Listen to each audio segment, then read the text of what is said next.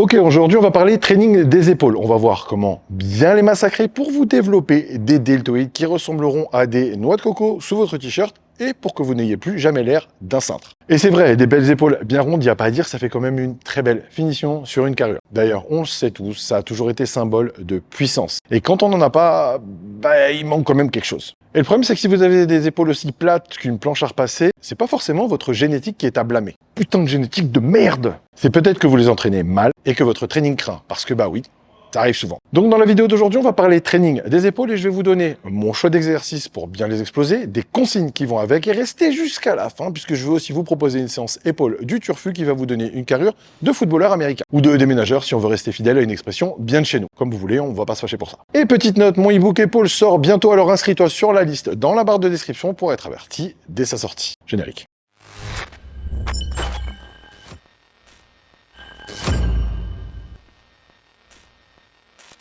Bonjour à tous, je suis Bika, soyez les bienvenus sur ma chaîne YouTube. Avant toute chose, je vous laisse, comme d'habitude, vous abonner à cette chaîne, liker cette vidéo, la partager, laisser des commentaires, etc.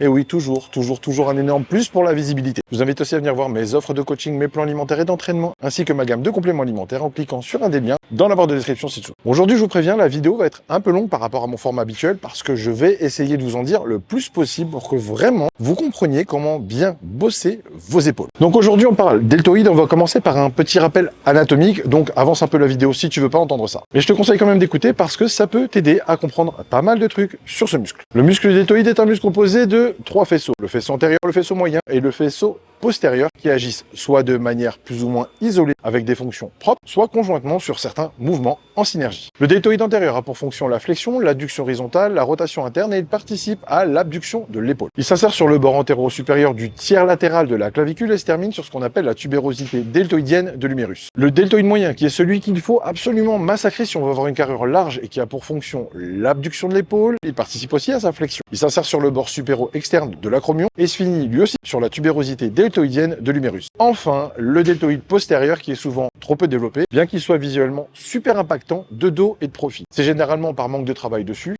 tu le vois pas donc tu ne l'entraînes pas, ou simplement du fait d'un problème d'exécution lorsqu'on veut l'isoler. Il a pour fonction l'abduction horizontale, l'extension et la rotation externe de l'épaule. Il s'insère sur le bord inférieur de l'épine de la scapula et se termine, comme les deux autres faisceaux, sur la tubérosité deltoïdienne de l'humérus. Alors pourquoi j'ai tenu à faire ce rappel anatomique? Déjà parce que j'aime bien et je trouve que ça permet de se faire une meilleure idée des axes de travail et c'est important. Mais aussi parce que le défaut de beaucoup de pratiquants qui ont les épaules en point faible, c'est de visualiser le travail sur les deltoïdes comme un travail global uniquement, alors que non. Si on veut vraiment les développer, c'est le muscle par excellence où il faut vraiment intégrer du travail d'isolation pour chacun des faisceaux qui le composent du fait de leurs orientations et de leurs fonctions distinctes. Voilà, ce petit rappel anatomique étant terminé, on peut passer à l'action et on va parler du choix des exercices. Donc après un bon échauffement articulaire et de la coiffe des rotateurs, on commence par un classique.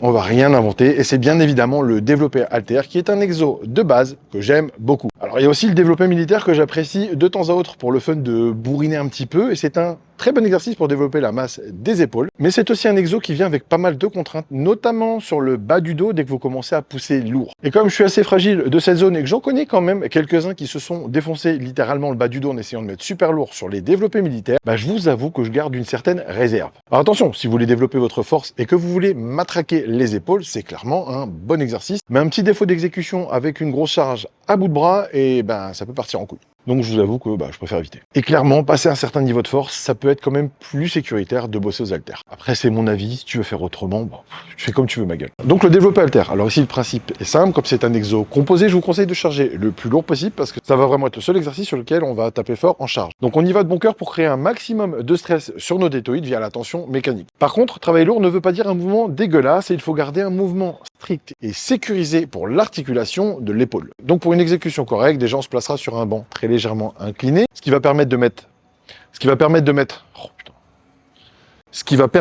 mettre moins de contraintes sur l'articulation de l'épaule et sur la coiffe des rotateurs en n'exagérant pas sur la rotation externe.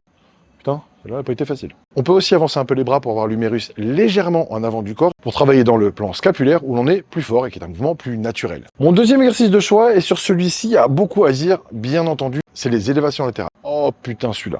Les élévations latérales. Tout le monde à la salle fait des élévations latérales, et à juste titre, puisque c'est l'exo par excellence pour le deltoïde latéral. Mais franchement, c'est aussi un des exercices les plus massacrés. Donc il y a quelques notions à respecter pour bien activer vos deltoïdes et tirer réellement profit de ce formidable exercice d'isolation du deltoïde latéral. Déjà, on se contorsionne pas dans tous les sens, tu n'es pas Shakira et tu ne danses pas comme elle. Et encore moins quand tu fais des élévations latérales. Vraiment, les gars, on est en 2023, on sait maintenant, il faut arrêter de se jeter dans tous les sens quand vous faites cet exercice. Déjà parce que ça m'énerve, mais en plus, bien évidemment, ça enlève totalement l'intérêt de cet exercice qui est d'isoler au maximum votre deltoïde latéral en lui faisant réaliser une abduction de l'épaule en se contractant et non pas en balançant le poids dans tous les sens. Et à partir du moment où tu commences à plus sentir ta région lombaire que tes deltoïdes quand tu fais tes élévations latérales au point d'en choper parfois même un lumbago, c'est peut-être que tu as pris un poids trop lourd et qu'il faut prendre moins et travailler plus intelligemment. Ou sinon, continue à t'entêter à prendre trop lourd et à t'abîmer, c'est comme tu veux, au pire des cas, ça s'appelle la sélection naturelle et ça fera moins de monde aux heures de pointe à la salle. Oh, c'est bon, je rigole. Ou pas.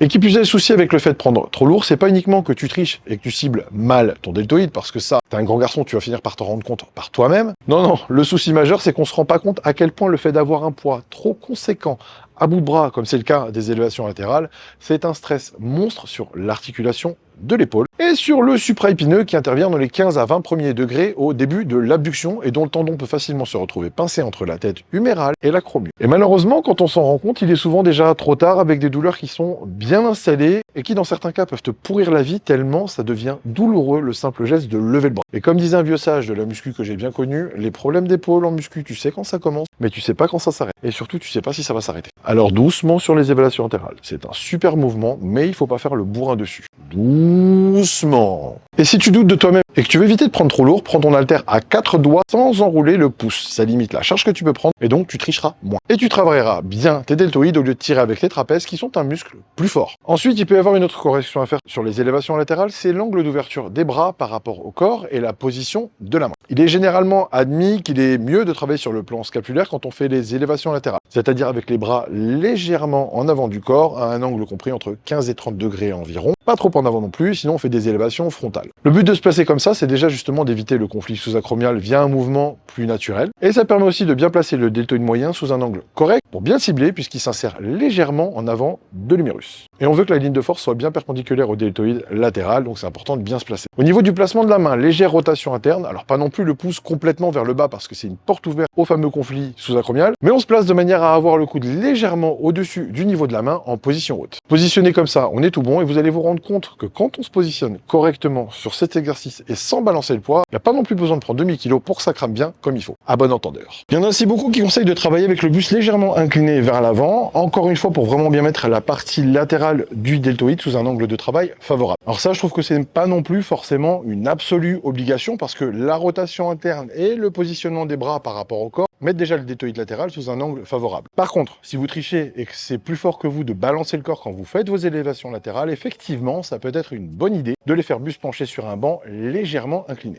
Encore une fois, c'est surtout une question de ressenti personnel et ça, c'est à vous d'adapter selon comment vous sentez cette zone travailler dans telle ou telle position. Évidemment, sur les élévations latérales, on ne peut pas empêcher les trapèzes d'intervenir un minimum, même si on ne prend pas trop lourd, parce que dans les élévations latérales, les trapèzes supérieurs sont eux aussi sollicités à un certain degré de par leur action sur la scapula. Et il ne faut pas oublier qu'on donne à notre corps l'ordre de soulever cette charge d'un point A vers un point B et non pas de soulever cette charge en utilisant uniquement le deltoïde latéral. Et donc pour ce faire, il met en action les muscles nécessaires pour y arriver le mieux possible, même quand on fatigue. D'où l'intérêt de ne pas faire le bourrin sur les élévations latérales et de travailler intelligemment avec le poids qu'il faut pour les faire correctement. Maintenant, ce qui concerne le dilemme haltère ou poulie, qui est un cruel dilemme qui nous a tous frappé au moins une fois dans notre vie. Poulie or not poulie? That is the question. Ok, elle était moyenne celle. Eh bien, je vous avoue que j'ai une préférence pour la version à la poulie basse en passant le bras derrière le corps avec le buste légèrement incliné. Déjà parce que j'aime beaucoup le stretch que ça permet d'avoir en position de départ et on connaît l'intérêt du travail des muscles avec des mouvements qui incluent un étirement conséquent. Mais aussi parce que ça permet de mettre vraiment plus d'emphase sur le travail du deltoïde latéral qui est plus sollicité entre la moitié et le haut du mouvement comparativement au supraépineux qui lui est plus engagé sur la partie basse du mouvement. Et ce que j'aime bien faire pour bien me massacrer,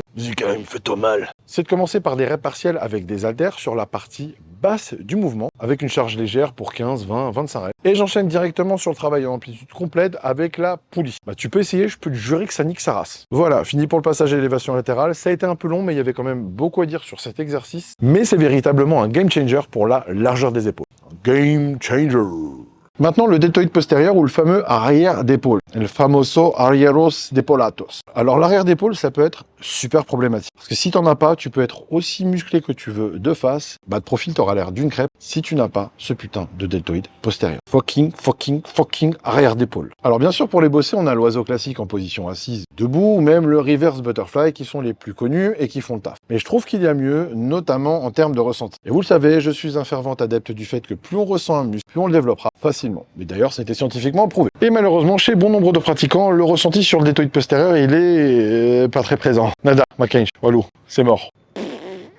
Du coup, ça aide bien évidemment pas à les développer. Donc il y a deux exos que j'aime beaucoup pour cette zone parce que vraiment j'ai d'excellentes sensations dessus. Puis bah ils ont fait leurs preuves en termes de résultats et je vous les donne dans un ordre non exhaustif.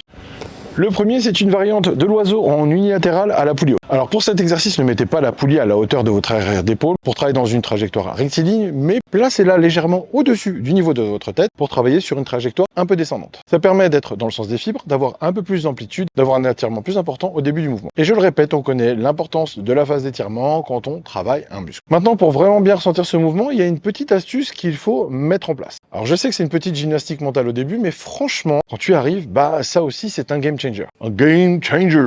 Alors déjà, il faut se placer de côté par rapport à la poulie pour avoir un bon étirement en position de départ. Et surtout, il faut prendre une charge correcte qui vous incitera à ne pas tricher. Donc une charge que vous pourrez tirer sans avoir à vous aider avec le reste de votre corps. Ici aussi, tu es pas Shakira. Oui, je répète mes blagues parce que celle-ci, bah, je l'aime bien. Et quand vous tirez la charge, c'est là où je vais vous demander un maximum de concentration. Quand on fait ce mouvement, il y a un moment où on ne peut pas aller plus loin sur l'extension de l'épaule et souvent, l'erreur, c'est de serrer l'omoplate pour tirer le bras plus loin vers l'arrière. Sauf que c'est à ce moment-là où tu engages plus ton trapèze moyen et ton rhomboïde et nous, on veut garder la tension sur l'arrière de l'épaule au maximum. Alors votre mission, si vous l'acceptez, sera de vous arrêter juste quand vous commencez à sentir que l'extension de votre bras ne peut pas aller plus loin en arrière sans que vous soyez vraiment obligé de rétracter votre scapula. Donc l'idéal, c'est que vous démarriez le mouvement ou en protraction ou en rétraction des scapulas, ça dépend comment vous êtes le plus à l'aise. Et pendant le mouvement, soit vous gardez les scapulas serrés, soit vous les laissez desserrés, et c'est l'un ou l'autre pour mettre le focus uniquement sur l'extension de l'épaule. Perso, j'aime bien le faire en protraction, c'est-à-dire avec les trapèzes et les rhomboïdes relâchés, parce que sinon j'ai tendance quand même à choper des grosses crampes de bâtard dans les trapèzes quand je tire trop longtemps les omoplates, et j'aime mieux comme ça. Mais ici aussi, c'est un ressenti purement personnel, et c'est donc à vous d'adapter selon votre ressenti. Le but, c'est de bien le faire pour mieux maîtriser. Alors vous verrez, c'est tout con, ça demande un peu d'entraînement, mais ça marche vraiment bien, surtout si tu as du mal à sentir cette zone. Alléluia, je sens mon arrière d'épaule, je sens mon arrière d'épaule. Et un petit plus pour aller au-delà de l'échec, on peut travailler sur la distance par rapport à la poulie. On peut débuter légèrement éloigné de celle-ci, puis dès qu'on s'approche de l'échec ou qu'on est à l'échec, on se rapproche un peu pour gratter quelques reps, puisque le fait de se rapprocher de la poulie facilite le mouvement. Deuxième choix d'exercice, le face pull. Alors vraiment un excellent mouvement pour le deltoïde postérieur qui est mobilisé sur deux de ses fonctions, qui sont l'abduction horizontale et la rotation externe. Alors le but, c'est de tirer avec les coudes tout en faisant simultanément une rotation externe et idem, on essaie vraiment de ne pas serrer les omoplates pour garder le plus possible le focus sur le deltoïde postérieur. Et n'oubliez pas que la rotation externe est capitale, sinon on passe d'un exo deltoïde postérieur à un exo trapèze moyen et rhomboïde. Alors je sais qu'obligatoirement les scapulas vont bouger un peu, on ne peut pas l'empêcher, donc les trapèzes entrent en jeu. Mais c'est à vous de faire en sorte que cette rétraction soit limitée et d'apprendre à vous concentrer pour sentir la zone du deltoïde postérieur qui est plus vers l'extérieur du dos que les trapèzes moyens plus au centre. Et je le dis et je le répète, le manque de développement du deltoïde postérieur, c'est souvent dû tout simplement au fait que les mouvements pour les bosser sont mal faits et mal maîtrisés. Pour certains, c'est sûr,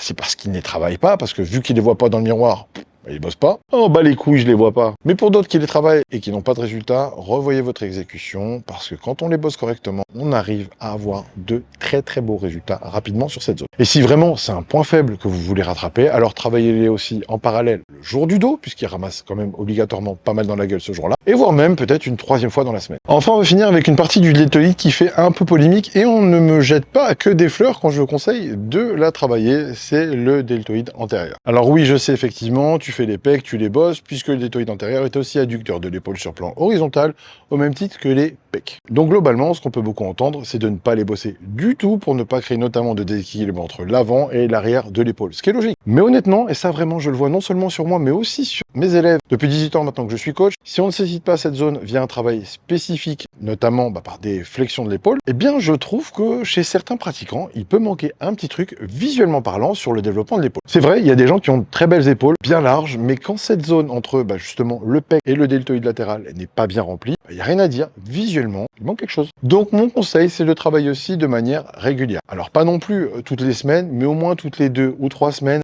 fin de séance épaules, et je trouve que ça fait une différence sur le long terme. Dans le choix d'exo, on n'en a pas non plus 10 000, donc bien évidemment, ce sera les bonnes vieilles élévations frontales. En termes de position, on choisira plutôt la pronation, puisqu'il y a cette petite rotation interne qui cible le deltoïde frontal, et le biceps est désactivé, contrairement à la version en supination. Par contre, n'abusez pas non plus sur la rotation interne, puisqu'encore une fois, vous risquez le fameux conflit articulaire. On veillera aussi à garder le coude légèrement fléchi pour soulager l'articulation, et bien entendu, ici aussi, on monte à la force du deltoïde frontal, et non pas en balançant dans tous les sens. Et pour cette fois, je t'épargne la blague de Shakira, mais sache que tu étais à ça de l'entendre de nouveau. Et certains ont un meilleur ressenti en supination, c'est faisable aussi, et encore une fois, j'aime bien qu'on ressente ce qu'on fait, donc si c'est votre cas, faites comme ça. Par contre, juste pensez bien que dans ce cas de figure, vous faites aussi intervenir un peu le biceps, qui n'est pas sollicité quand vous êtes en pronation. Donc à voir comment vous vous sentez, c'est juste une question de confort et de ressenti. Mais encore une fois, je le répète, c'est pas un péché de travailler cette zone de temps à autre, juste ne le postez pas sur vos réseaux sociaux, sinon vous allez vous faire invectiver par certains qui ont l'air d'avoir jamais poussé un haltère de leur vie, mais qui vont venir vous faire la morale. Juste gardez présent à l'esprit qu'il faut pour cette zone moins de volume et de fréquence que le reste du deltoïde, c'est vrai, mais je trouve que le fait de les bosser, ça donne généralement un look plus complet à l'épaule. Et maintenant, pour finir, chose promise, chose due, je vous propose une séance type pour les épaules. On commence donc par l'exercice composé pendant qu'on a le plus de jus, puis on va travailler lourd sur 4 séries de 5 à 6 reps avec 2 minutes 30 à 3 minutes de repos.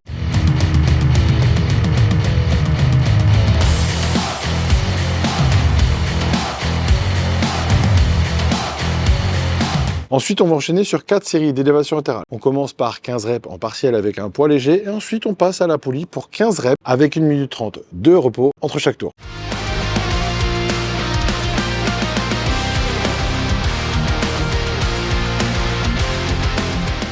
Et surtout sur les élévations latérales, on prend son temps pour les faire correctement. Ne me massacrez plus ce putain de mouvement, s'il vous plaît.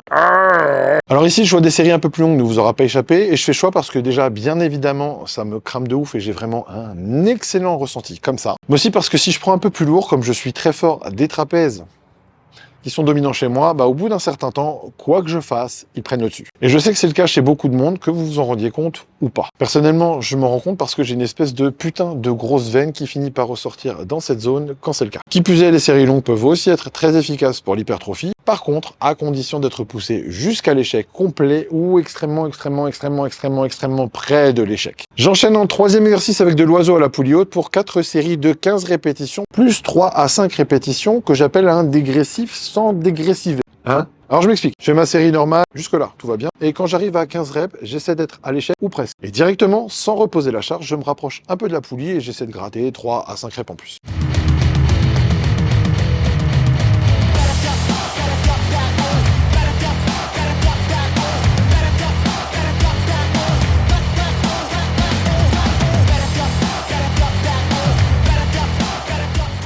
Je fais ça de chaque côté et je prends 1 minute 30 de repos. Ensuite, on finit par des élévations frontales. 3 séries, 12 répétitions classiques, 1 minute 30 de repos.